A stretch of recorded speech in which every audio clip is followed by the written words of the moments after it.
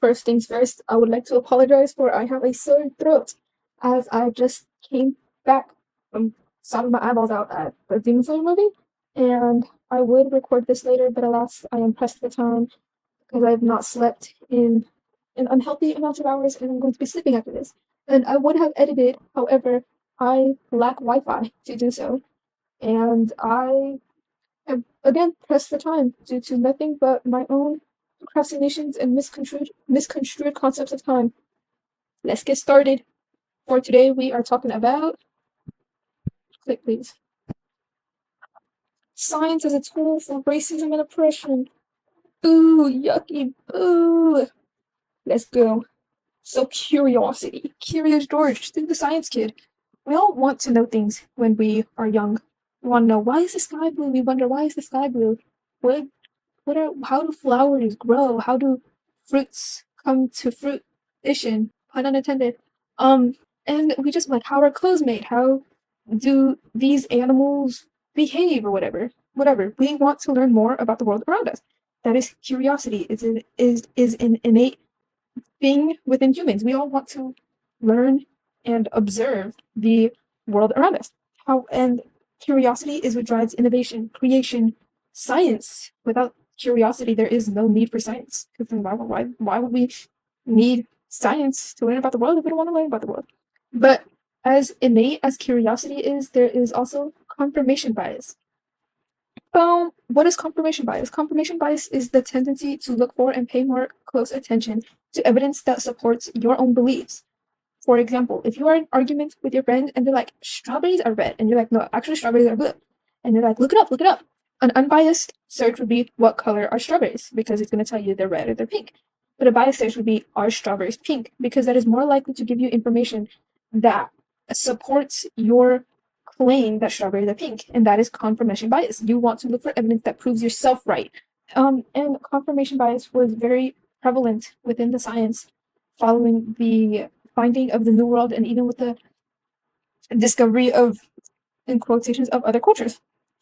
And with that confirmation bias, the base European belief was that the Europeans are better than literally everyone else.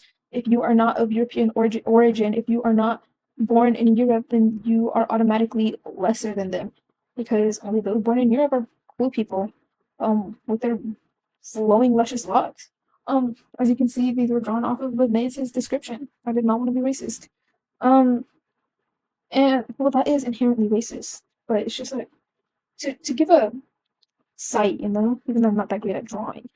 Anyways, they had this innate belief that they're better than the world, than everyone else around them, and therefore all of their sciences following that and their discoveries following that is going to prove that they're not going to go in search of evidence to not prove that, to prove the opposite. They are going into this with a biased view and are pushing it on other people.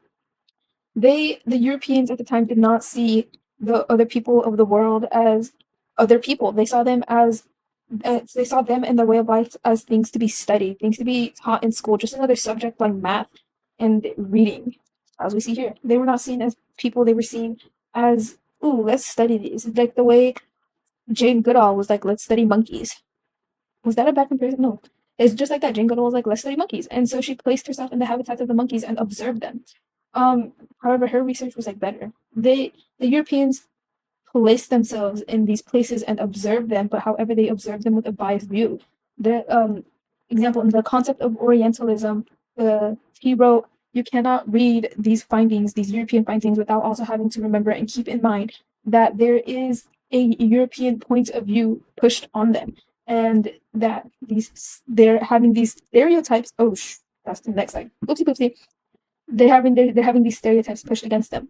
But yeah, their definition of science was to encapsulate all of this, and their observations was to encapsulate all of this rich history and culture and fit it into a tiny little European stereotype so that it could be taught, so that it was just another subject to be taught, like how in math you try to, or in ELA, you try to summarize the things so that they're easier to digest. But with those summaries, it is not, you don't grasp the full understanding of it. However, they did not wish to grasp the full understanding of it. Their mindset was, why do I need to understand these people and the way they live if it's not affecting me at all? Like some ant isn't gonna affect the way I live. Some ants in my house isn't gonna affect the way I live. I'll just like scoot it away or whatever. So they pushed all of, oh, this is awkward. They pushed all of these stereotypes upon these people, and without giving them a chance to explain or to fight back. Look, there it is, pushing stereotypes. He's supposed to be like tied up, but I didn't know quite well how to represent this, so there it is. And by pushing these stereotypes on other people and claiming them as true and as scientific research, then those who have not personally witnessed it automatically think it's true. Look, like this guy right here. I agree, even though I've never personally been to the New World. If you're saying it's true, it must be. He's a scholar. He's a smart guy. Why would that smart guy lie to us, you know? Like, he's a smart guy. He studies this stuff. This is what he does for a living. So if he says this is it, then this is it. Just like how if you would go to a dietitian for information about your diet. You trust that dietitian because it is their job to study what diets and what foods are best for your body. In that same way, it was these scientists, scholars, quotations, job to find out about the New World and to present it to the world. And that is how they presented it to the world. They presented it to the world as they are uncultured, they are uncivilized, they are uncouth, they're what was their word? They're barbarians, they don't know anything, they're dumb, they have no they worship no god, or they worship the wrong god. And because that is the propaganda, the truth in quotation marks that is being said to these people, then that is what they're going to believe. Because when you control science, you control truth. In on page 33 of Pratt Imperial Eyes, the naming brings the reality of order into being. Here it is. We're better than you. Here's proof. Science. By writing these things down and by presenting them to the world as science, as knowledge, because knowledge is power, guys. Knowledge is power. By presenting these findings in quotations, and these stereotypes and these point of views pushed onto these people as the truth, as science, then it makes it true. Science is truth. And even now, something automatically gains credibility if it is said to be backed by science. I did a little bit of research on this one. Did you know that redheads need more anesthesia than other people? If you just came up to some random person and told them that, they'd be like, you're actually joking me right now, and you're dumb. There's no way that's true. But if you go to the random person and you say, did you know that redhead people, on average, need 20% more anesthesia than other people because of some, like, genetic that's found more commonly in redhead people that make them more resistant to anesthesia? Look, here's this study I found on it. Then with all of those data points, they're like, that sounds plausible. And then with you showing them that research where you found it, they're automatically going to believe you. So imagine back in the day, with their already inflated egos of and superiority complex of Europeans are better than the rest of the that was a bad accent. Europeans are better than the rest of the world. And then all of a sudden someone goes to them and did you know, they're like, did you know that Europeans are better than the rest of the world? Because we are governed by laws. Africans are governed by caprice. I believe it was. The what are they? Sorry.